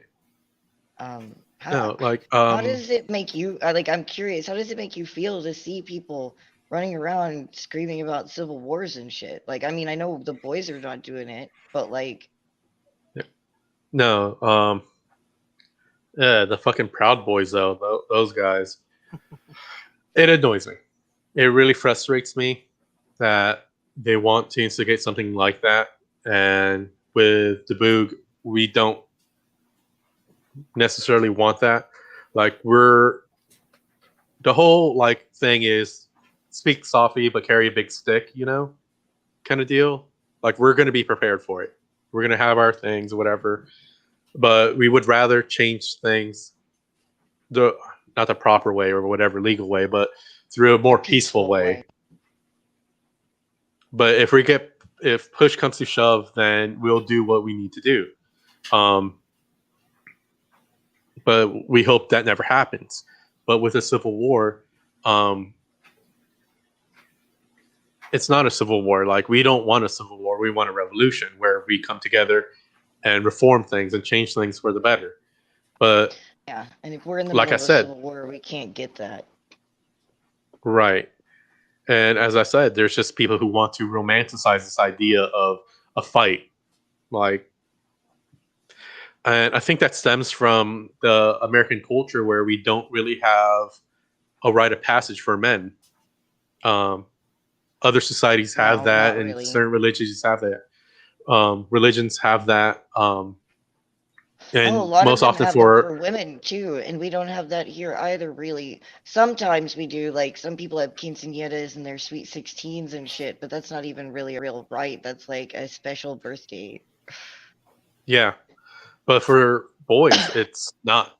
Uh, young men, their rites of passage is getting as drunk or being able to drink as much alcohol as they can in college or Yeah, do losing as your much violent stuff, virginity.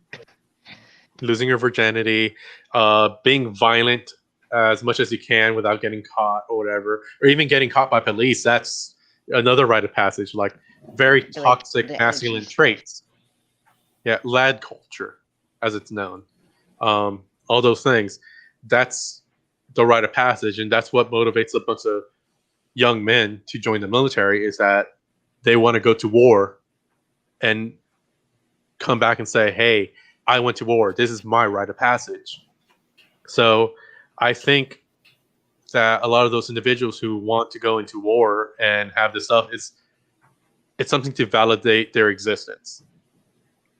And it probably stems to them not feeling useful or not being valid in some way or not being acknowledged that they exist as men.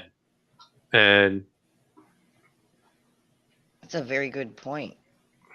And I mean, and then the military they prey on that because they know yeah, that we have a lacking of that, and I mean, they make their commercials towards it. The media, like, leans towards it. Even our pop culture tries to sell that. And then we have like this toxic community of like, I'm not saying all veterans are toxic or anything like that, but like, we have them sometimes that like they'll come back and they're like, well, I fought for my country, what did you fucking do, and shit like that. So for those individuals, it's intertwining of, like as I mentioned before, those infantry guys, they lost friends, and they're not just friends; they're siblings. Like you get really close to these people. Like in the military, you get so close with somebody that they're your sibling. They're there not only to protect you from the, they got your 6 o'clock. They'll protect you in a fight, They're the but people you survive with.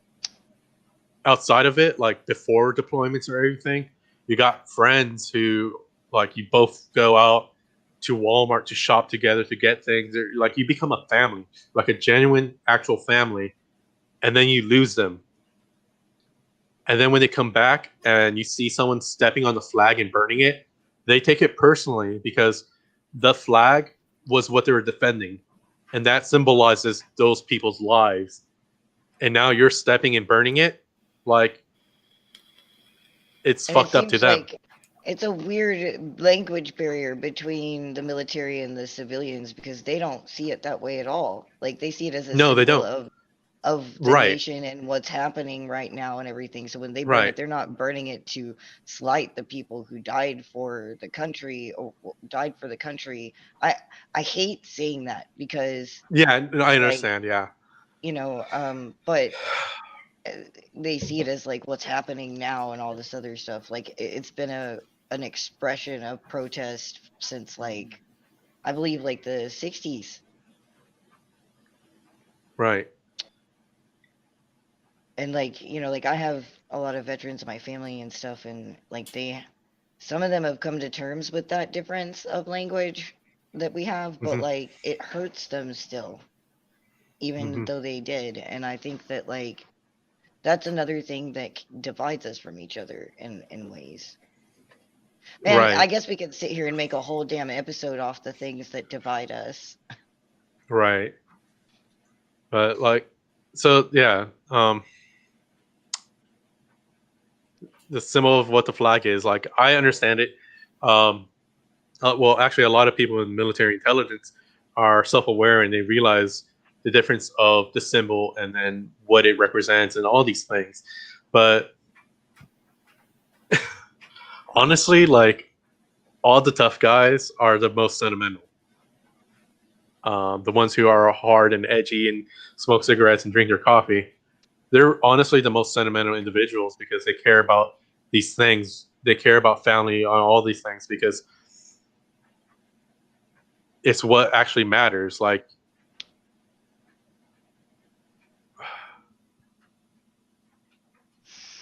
yeah, it's what matters to them, and they don't know how to go beyond that at the moment. Yeah. I think that honestly like there's a superficial view of family these days. Um Hmm. because we don't really go through a lot. Like your normal average person doesn't really go through these situations where you actually have people you survive with. Hmm. I mean, like on the streets, um, in and stuff like that, you can get that. And I've noticed that that does form not just among soldiers, but like homeless people and nomads and criminals and Hmm. people who actually do have their lives threatened together and shit like that.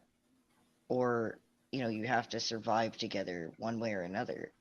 um but damn, like your average person doesn't seem to get that. Right.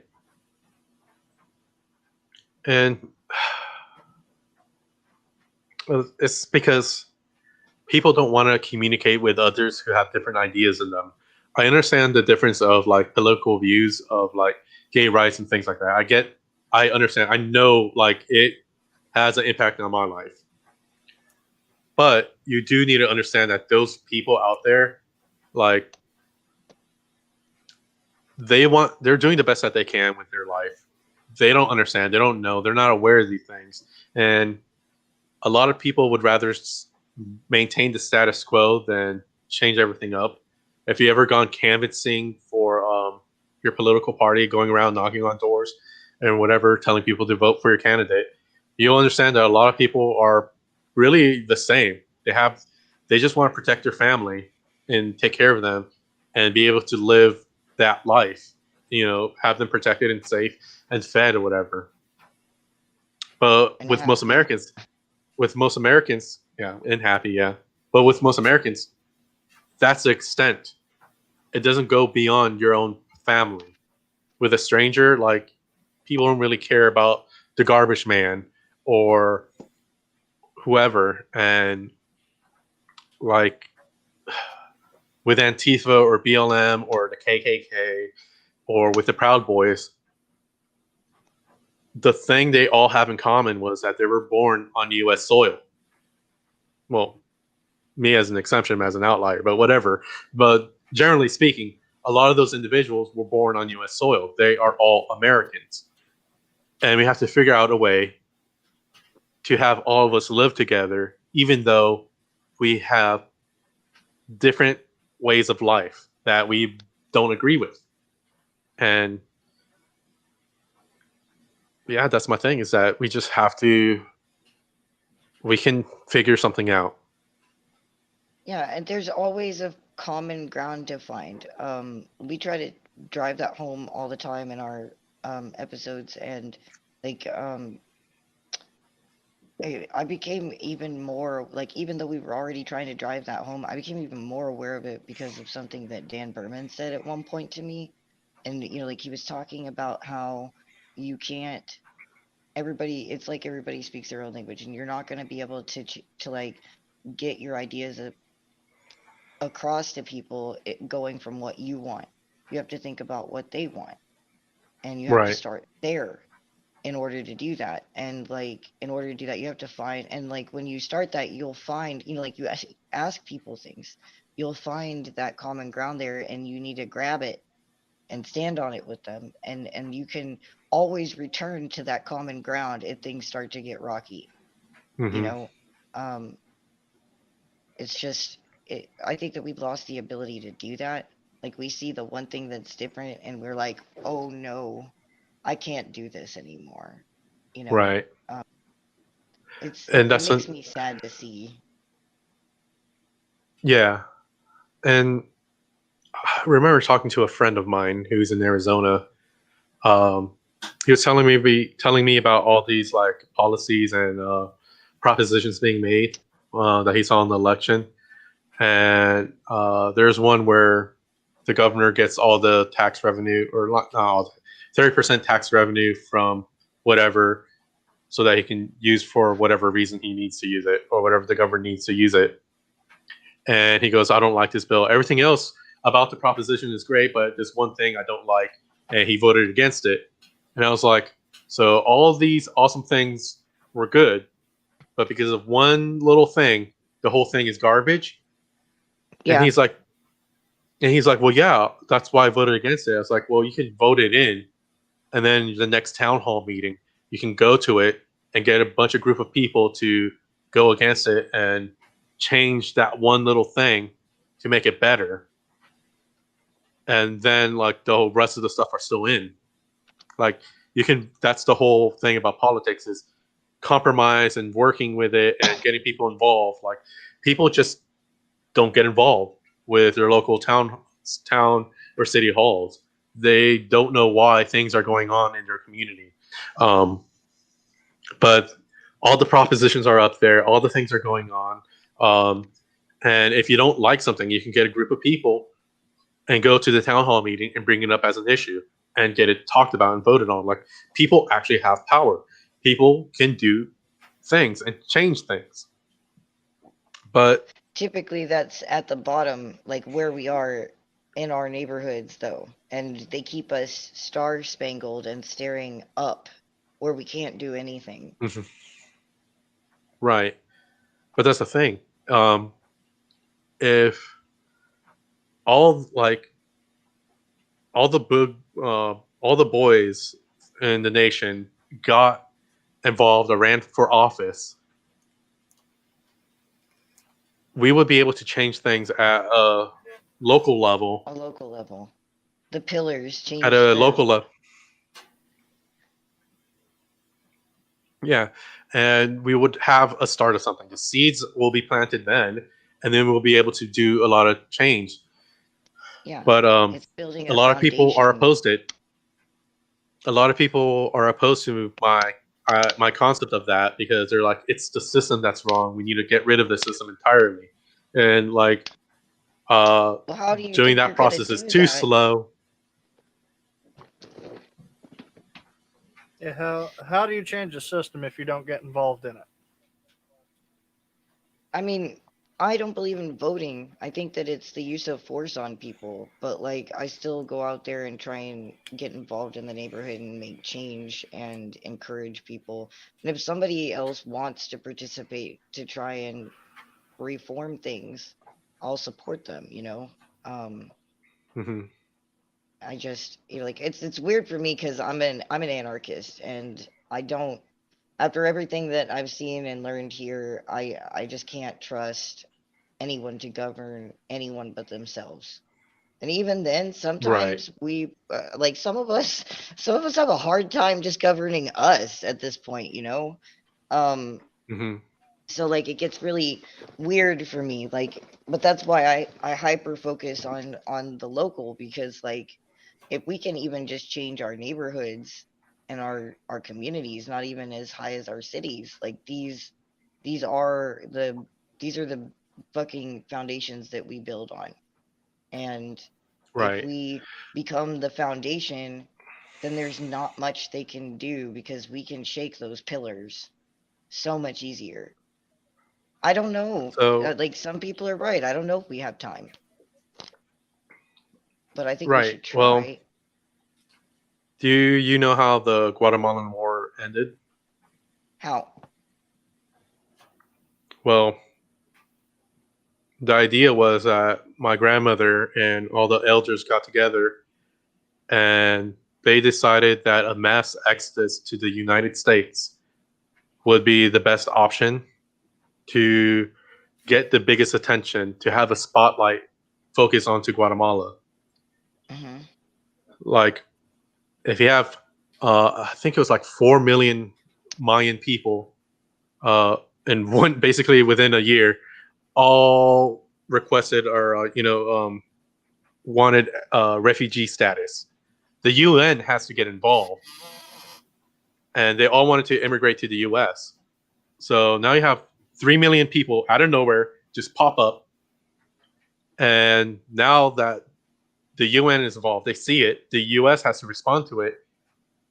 What is going on and why is this refugee status going on? So they had to do an investigation. And they found out that uh, the CIA was actually helping the soldiers in Guatemala kill the Mayan people. And this has been going on for some time too. And the Clintons were actually funding that.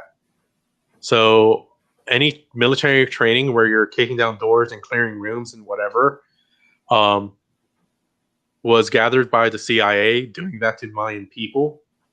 And this is all declassified information now. They're like, this was before I even joined the army. It was declassified, but quietly declassified. But the millions of Mayan people that died from the hands of the CIA and the Guatemalan soldiers, they took that intelligence and created tactical ways on clearing rooms and everything, and taught U.S. soldiers and all the other military branches how to do that, so that it can be effective in other wars. So when I learned that, I was deployed in Iraq when I learned about it, and I didn't know how to properly digest that. Um, Can't imagine. and I found out that basically the deaths of my people were the ones that allowed me to learn how to like kick down doors and do stuff.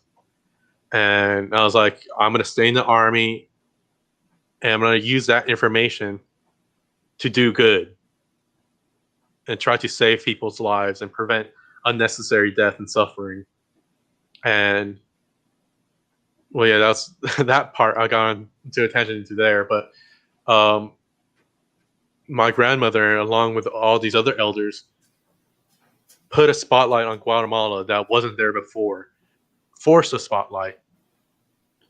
And that was because she got all these people to work together to agree upon that sometimes you kind of have to leave your area to make a big brain galaxy move, chess move to defeat your enemy. 40 chess. Yeah, 4D chess, you know. So, and I think with all the boys throughout the United States, we have intelligent people smarter than me, who can get together and we can figure things out. And it's not even just Boogaloo boys. Like, we can figure out people who are on the left and on the right, and we can come together and figure things out. Yeah. Like, that's me being we're all optimistic. unhappy, you know, and the root of our unhappiness is one thing, and it's the way that the government has forced our society and does these things. You know, it's if we could just get everybody to notice that, like, it is so close to right in front of them. Well, it is right in front of them, but they're so close to just noticing it, you know. Right. Well, my thing is that within the next 4 years, for the next election process, if we can just get one entire state to vote gold versus red and blue, it'll create a domino effect. It'll put focus on why that state changed, why third party will be important. Like, it'll attract everybody's attention. It'll make everybody want to know why that one particular state changed to gold versus red and blue. And that's just a focus. That's the first step to get that. Afterwards, people will notice that if the state prospers, then a third party candidate in power can actually make changes that people want. And if everybody else sees that, then they'll know that we don't have to vote red or blue. We'll get out of that binary system and eventually start getting into positions where we're going to vote third party, and then more people will fall into that. They'll want to have a third party candidate and not vote for whatever we have right now. Because to me, Democrats and Republicans are exactly the same thing of a coin, one piece of a coin. Corporations are in power, and the promises that they make, the candidates, are steps towards helping any corporation. Any social policies that they make are like very baby tiny steps towards their progression or whatever. But it's really baby step to satisfy the population, and then all these other things for corporations and whatever. And that's all it's always going to be. It's going to be all these tiny things while corporations and the rich keep getting richer, doing their thing, while we get these little things. And voting third party, where a corporation, a company, or whatever isn't involved, we'll be able to actually start making changes that we want and break away from that. And then maybe we can get a system where people can just be in a community or create a colony of just anarchy, communist, or whatever they want to do, and live that life that they want to live there without imposing on other individuals. Because as people it is who now, in order to live the way you want to, you have to change everyone, or well, the way everybody lives. Right. Which sucks. Going back on what he said a minute ago with the two-party thing, I keep saying this to people that I talk to. You've just got two different companies selling the same brand of crap. Yeah. Or you got two different brands selling the same type of crap. I compare it to vanilla ice cream because there's like 50 bazillion flavors of just vanilla. I'm like, it's all vanilla ice cream. It's just two different, slightly different flavors that are packaged differently. Yeah, it's like Hunt's and Heinz. It's still ketchup at the end of the day. Well, I mean, like, like I went to get an ice cream one day and I got it and it was rainbow colored. and I took a bite of it, and I was like, "This is French vanilla. What the fuck?" Yeah, this is And dyed that's French kind of vanilla. what it's like, Oh, that's like it's because just everybody dyed knows French the vanilla. French are hella gay.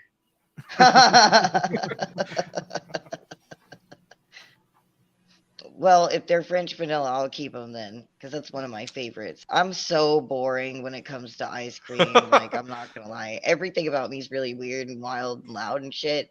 And I just want some vanilla ice cream. Maybe strawberry if I'm feeling plucky. Oh my god. I'm a pistachio kind of guy. Or I usually get coffee. Yes, yes, yes.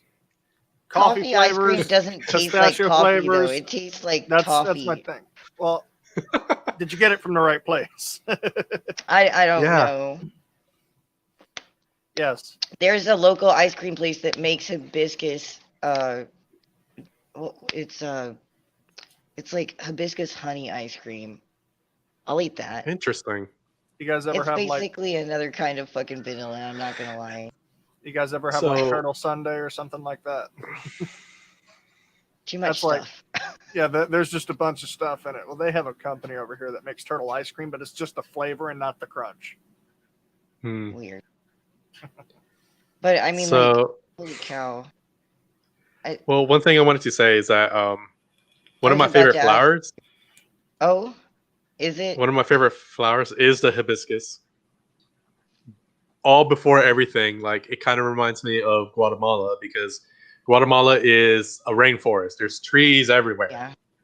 A lot of people think it's like I don't know. When people think Mexico's, they think desert, and that's not really how Mexico is or whatever. And like Mexico's like here, and then Guatemala's like right next to it, and it's just green, lush grass everywhere. Like for the most part, it is. You have some like little dry spots, but whatever. It's a fucking rainforest, and Yeah. what people don't know is the Guatemalan genocide that I mentioned. Like a lot of people, geography class, they don't know where Guatemala is on Earth, and to put in perspective, if you're in Dallas, Texas, flying to Guatemala, the distance there will be shorter than you going uh, from Dallas to Flint, Michigan. Yeah. It was So, just right there.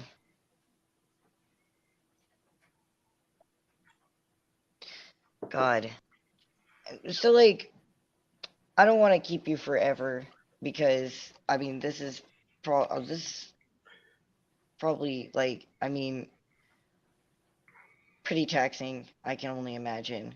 Um, so like I wanted, like, is there anything at all that you'd like to say if you could say anything at all, what would it be? Like, I just want you to like get it out there if you want to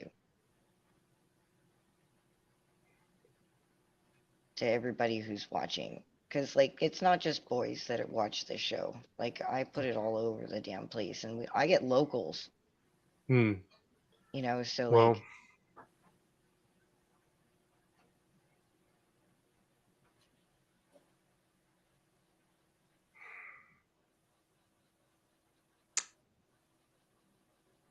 like I don't want to sound like kumbaya or anything, but like honestly, you sound like whatever the fuck you want to. I have hope. There is hope of all the garbage and shit that I experienced. Like I didn't even mention 90%. Like what I explained tonight is like 10% like surface level stuff of the garbage I experienced. Like I've know the shit of people, of human nature, the most disgusting things, the cruelest of things. But there are those small glimpses of hope, of light. And I know that people can do amazing things, something very, very beautiful. We just need to get over ourselves and attempt to connect because we're social creatures. That's what we do. And we can make things actually happen. Thanks, dude. I agree with you. I think that we really can. We're gonna have to come out of our corners though, and put our egos down, and take our fingers out of our fucking ears, and pull our hands down from our eyes. But I think it's possible, and I don't think that sounds kumbaya or hokey or anything. I think that that's amazing, and honestly, I think you're amazing. Like, holy shit, dude, to still be here and still believe after all the shit that's gone on and everything like that, after everything you've trekked through to get here. You're a fucking inspiration. Like a huge inspiration. Like I'm losing my shit behind these fucking shade glasses, I'm not gonna lie. Um it's I can't even find the proper words, but I just people like you are everywhere too. It's not just you. Um and they still see hope for things. And it's people like you that like almost I think anyone can find something to relate with and to be spoken to, you know? I hope that a lot of people see this and like honestly like if you ever want to come out and say anything at all, if you've got something to say, my platform is fucking yours, man. Like just hit me up anytime. I'll fucking try and help you get other platforms as best I can if I can because like holy shit, your message is amazing and I feel like it's not even just it's just the beginning.